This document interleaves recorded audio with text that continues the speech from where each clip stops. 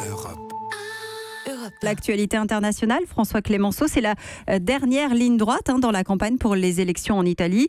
Afin de renouveler le Parlement, ce sera dimanche, et bien malin, celui qui pourrait prédire ce qui va sortir des urnes. Oui, et parce que le mode de scrutin, qui n'a pas été réformé comme le souhaitait Matteo Renzi avant qu'il ne démissionne après son référendum raté sur les institutions, explique cette difficulté de prévision. Et donc, avec ce mélange assez sophistiqué de proportionnel, de seuil majoritaire, les experts pensent que le parti qui obtiendrait 40% des voix, oui, pourrait obtenir la majorité des sièges au Parlement et donc gouverner l'Italie pour les 5 ans qui viennent.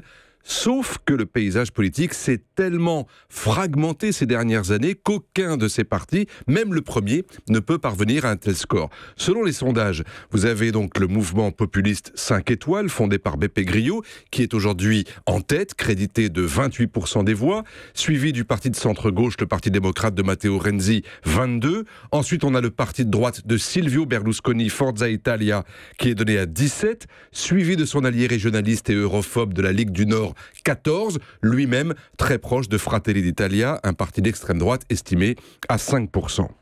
Alors, on va regarder ça de très près, évidemment, dimanche soir, parce que, encore une fois, François, en Europe, tout indique qu'on va vers une coalition. Oui, vous additionnez effectivement ces chiffres-là et vous risquez d'obtenir effectivement ce seuil de 40%. Mais vous faites bien de mentionner l'Europe, parce que c'est vrai qu'en Italie, comme aux Pays-Bas, comme en Autriche, comme en Allemagne, comme en France, si on veut aussi, avec le droite-gauche d'Emmanuel Macron, on vient de vivre des élections où la différence s'est faite sur l'Europe. Les 5 étoiles, par exemple, refusent de s'allier avec tout autre parti parce qu'ils estiment que, tout simplement, ils sont corrompus et incapables. Berlusconi, lui, n'a pas du tout la même vision européenne que les europhobes de la Ligue du Nord, qui est clairement souverainiste. Autrement dit, il n'est pas impossible que les deux seuls partis européens italiens, vraiment européens, le parti de Berlusconi et le parti démocrate de Matteo Renzi, fassent alliance. Ils ne partagent pas du tout les mêmes vues sur l'économique ou le sociétal, mais ils sont pour une Europe plus intégrée.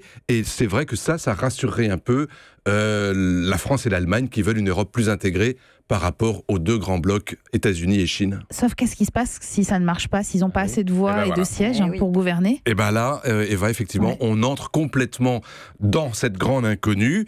Soit la droite et la Ligue du Nord à ce moment-là et l'extrême droite décident de s'allier, de faire équipe, mais clairement, alors là, ce serait une très très mauvaise nouvelle pour les Européens. Soit contre toute attente, les populistes de 5 étoiles s'allient avec les souverainistes de la Ligue du Nord, mais alors là, ce serait encore plus fragile et chaotique parce qu'ils ne s'entendent sur rien.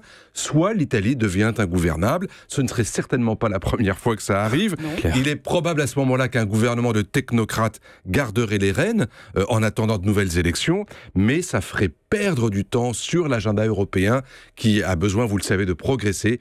Et donc ce serait une mauvaise nouvelle pour Emmanuel Macron et Angela Merkel. Europe.